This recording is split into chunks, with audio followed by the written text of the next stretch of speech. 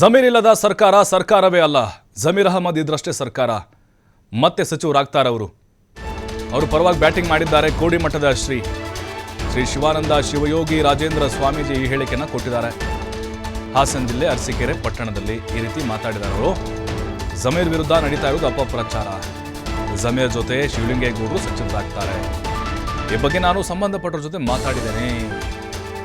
ಜಮೀರ್ ಜಾತ್ಯತೀತವಾಗಿ ಸೇವೆ ಮಾಡಿಕೊಂಡು ಬಂದಿದ್ದಾರೆ.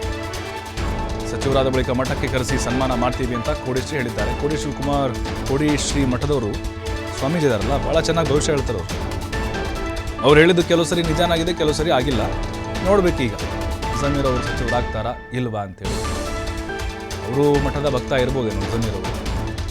ಅವರಾದರೆ ಮಠಕ್ಕೆ ಕರೆದು ಅವರಿಗೆ ಸನ್ಮಾನ ಮಾಡ್ತೀನಿ ಅಂತ ಹೇಳಿದ್ದಾರೆ. ಶಿವಲಿಂಗೇಗೌಡರು ಕೂಡ ಸಚಿವರಾಗ್ತಾರೆ ಅಂತ ಭವಿಷ್ಯ ನುಡಿದಿದ್ದಾರೆ. ಅಪಪ್ರಚಾರ ಮಾಡಿದಾರೆ ಕಣ ತಡ್ರೋ. ಇದು ವಿಚಾರ, ಸಮಾಚಾರ, ಪ್ರಚಾರ, ವಿಚಾರ, ಸಮಾಚಾರ. ಇನ್ನೊಂದು ಭಾಳ ದೊಡ್ಡದಿದೆ.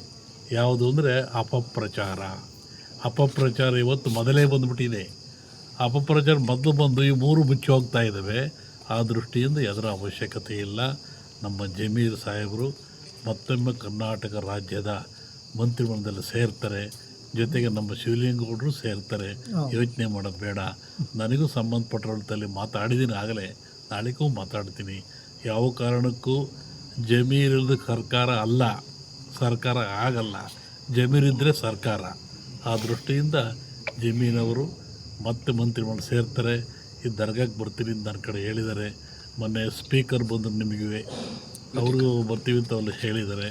ಹಾಗಾಗಿ ಹಾಗೆ ಆಗ್ತಾರೆ. ನಮ್ಮ